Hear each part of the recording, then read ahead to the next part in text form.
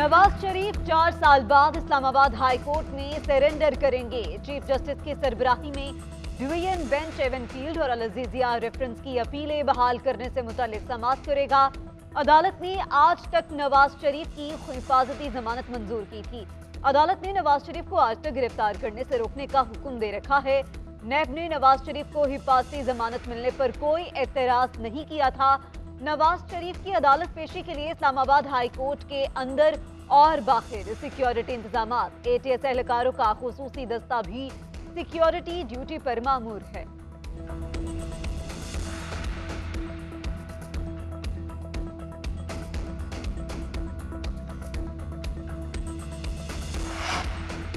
Toshakhana case में नवाज शरीफ की जमानत मंजूर। नैब प्रोसिक्यूटर ने मौक़िफ़ इख्तियार किया कि नवाज शरीफ ने सरेंडर कर दिया, उनके वारंट मुस्तरद कर दें। वारंट मुस्तरद होंगे तो ट्रायल आगे चलेगा। एहतसाब अदालत ने नवाज शरीफ की 10 लाख रुपए मचलकों पर जमानत मंजूर कर दी।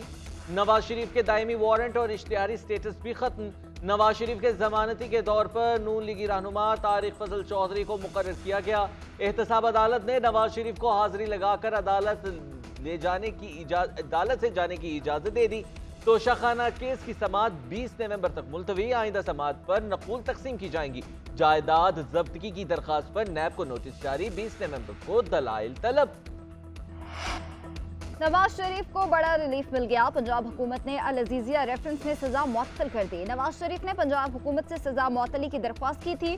काबीना ने लीगल एडवाइस के तहत फैसला किया। क्रिमिनल प्रोसीजर कोड के तहत सजा मुअत्तल की गई। 2019 में लंदन रवानगी से कबल भी सेक्शन 401 के तहत ही सजा मुअत्तल की गई थी।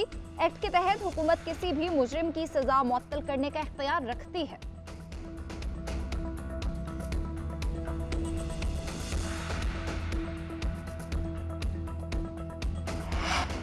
नवाज शरीफ की अदालत पेशी पर रहनुमाओं और कारकुनों की बड़ी तादाद भी पहुंची।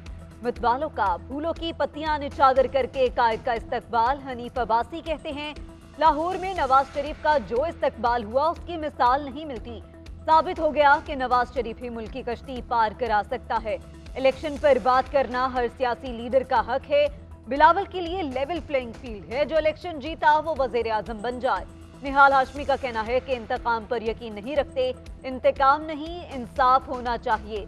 इंसाफ के लिए चीफ जस्टिस काजी फायजीसा और अदालतें मौजूद हैं।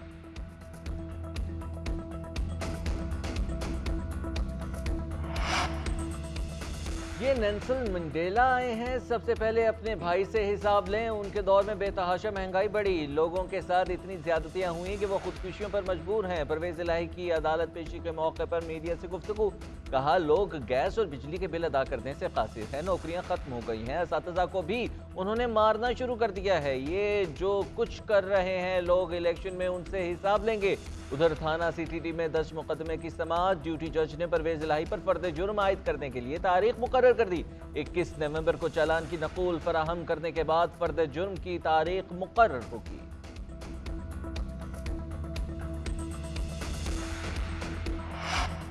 मुल्क भर में इलेक्शन एक रोज कराने से मुतालिक दरख्वास्त वापस लेने की बुनियाद पर खारिज। चीफ जस्टिस काजी फायजीसा ने असम्बली की तहलील और निगरान हुकूमतों पर सवालात उठा दिया। कहा इलेक्शन से बहुत पहले के असूली मौक़िफ़ पर असम्बली तहलील करना तो अलग बात है। हुकूमत की मुद्दत मुकम्मल होने से ऐन पहले असम्बली तहलील करने का क्या मकसद है? शफाफ इंतखाबात का काम तो इलेक्शन कमीशन का है। निगरान हुकूमतों का काम क्या होता है? मैं सवालात उठा रहा हूँ कि शायद पार्लियामेंट इन पर गौर करे। दुरान समाअत फारूक एच नायक ने मौक़िफ़ इख्तियार किया कि 14 मई के इलेक्शन का फैसला देने वाला ऑर्डर ऑफ द कोर्ट मौजूद ही नहीं। 90 रोज की आईनी मुद्दत की खुद अदालत ने भी खिलाफ वर्जी की। जो ऑर्डर दिया वो 90 दिन से बाहर था। चीफ जस्टिस ने रिमार्क्स दिए कि यही तो समझ नहीं आ रहा कि वो ऑर्डर क्या था। इस फैसले में इख्तलाफ मौजूद था मगर दस्तखत सब जजेस ने किए।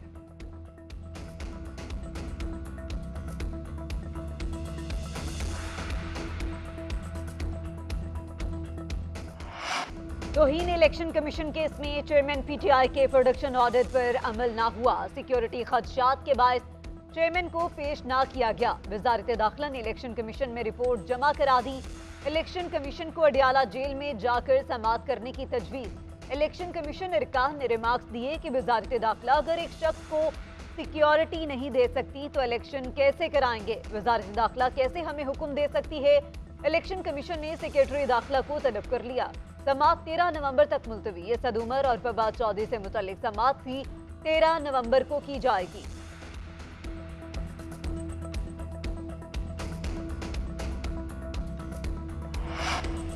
साइफर केस में चेयरमैन पीटीआई की जेल ट्रायल रोकने की सदा मुस्तरद जस्टिस मियां गुल हसन ने रिमार्क्स दिए कि हो सकता है कि एतराज़ात खत्म होने पर जब फाइल मार्किंग के लिए चीफ जस्टिस के पास जाए तो नया बेंच तश्कील दे दिया जाए। अब हम आपको कोई उबूरी रिलीफ नहीं दे सकते। ये दरखास्त काबिल समाअत है या नहीं, इसका फैसला भी बाद में होगा। सलमान अकरम राजा ने मौक़िफ़ इख्तियार किया। मुल्जिम की सिक्योरिटी के लिए जेल ट्रायल किया जा रहा है। मुल्जिम से तो पूछा ही नहीं गया। ना मुल्जिम ने कहा कि सिक्योरिटी खदशात की बुनियाद पर जेल ट्रायल किया जाए। अदालत ने रिमार्क्स दिए कि किसी शख्स के लिए रूल्स की खिलाफ वर्जी नहीं कर सकते। दरखास्त पर रजिस्ट्रार ऑफिस के एतराज़ात खत्म कर दिए गए। पंजाब के वकील दावा लिखना कब सीखेंगे? जमीन तनाज़े केस में दरख्वास्त गैर वाज़ेह होने पर वकील की सरजनिश। चीफ जस्टिस ने रिमार्क्स दिए कि दरख्वास्त में इस्तदा ही नहीं दर्ज। क्या पंजाब के लॉ कॉलेजेस ड्राफ्टिंग नहीं सिखाते? सबसे ज्यादा वकला की हड़तालें भी पंजाब में होती हैं। हड़ताल करना वकील का हक कैसे हो गया?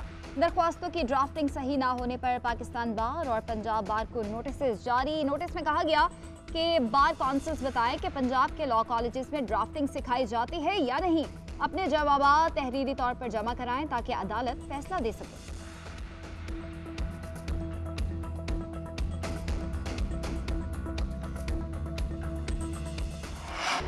निगरान हुकूमत के अवाम पर महंगाई के पैदर पे वार। गैस की कीमतों में 193% इजाफा।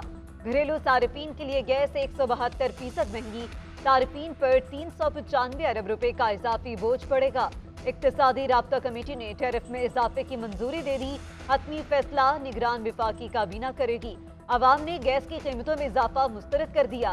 कहते हैं क्या खाएं और क्या बचाएं। एक चीज में रिलीफ देकर दूसरी में तकलीफ देते हैं। अशिया जरूरिया की कीमतें फौरी कम करने का मुतालिबा कर दिया। शहबाज शरीफ का गजा में इमदादी सामान भिजवाने के लिए हंगामी इकदाम का मुतालबा। कहा इसराइली जबरो इस्तिबदाद के नतीजे में इंसानी अलमिया जन्म ले रहा है। इस्लामी दुनिया की क़यादत आलमी बरादरी के साथ मिलकर फ़लस्तीनियों की नस्ल कुशी रोके। फ़लस्तीन करबला का मंजर पेश कर रहा है। पानी और खुराक बंद है। बेगुनाह बच्चे, ख़वातीन और शहरी कातलों के नरगे में है। एक एक लम्हे की ताखीर बेगुनाहों की शहादतों की सूरत निकल रही है। जल्द इस मसले का हल ना निकला तो नाकाबिले तलाफी नुकसान होगा।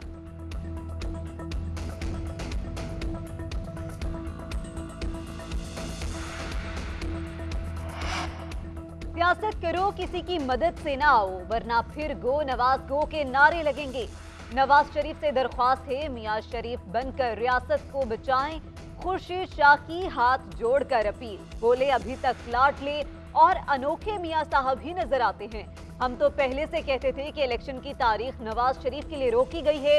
अब नवाज शरीफ को कह देना चाहिए कि मैं आ गया, इंतखाबात का ऐलान कर दो। अगर उन्होंने भी चेयरमैन पीटीआई वाला किरदार अदा किया तो तारीख बनकर रह जाएंगे। मौजूदा मुल्क की सियासत के तहत इलेक्शन लड़ने का कायल नहीं। जिस सियासत से मुल्क और आवाम को नुकसान हो ऐसी सियासत नहीं होनी चाहिए। मैं नवाज शरीफ के इस्तकबाल के लिए नहीं गया, सियासत को हमेशा जिम्मेदारी समझा है। शाहिद खाकान अब्बासी कहते हैं मुल्की मसाइल हल करने की कोई कोशिश नजर नहीं आ रही। मुल्क के सियासतदान, अस्करी क़यादत और जुडिशल क़यादत एक साथ बैठेंगे तो मसाइल हल होंगे। इलेक्शन किसी की सियासी बसीरत पर नहीं, आइन और कानून के तहत होने चाहिए। नैब का काम जोड़ तोड़ करना है और कुछ नहीं। सियासतदानों के खिलाफ ये मुकदमात इस्तेमाल किए जाते हैं। चीफ जस्टिस ऑफ पाकिस्तान और नए चेयरमैन नैब इस सूरत हाल का नोटिस लें।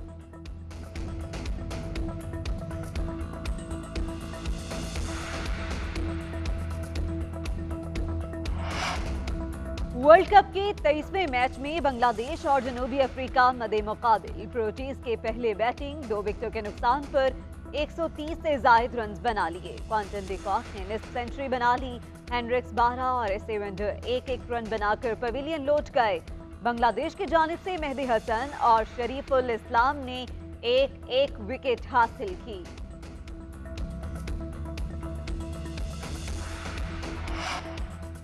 वर्ल्ड कप में मुसलसल 3 नाकामियों के बाद सेमीफाइनल में रसाई दुश्वार हो गई।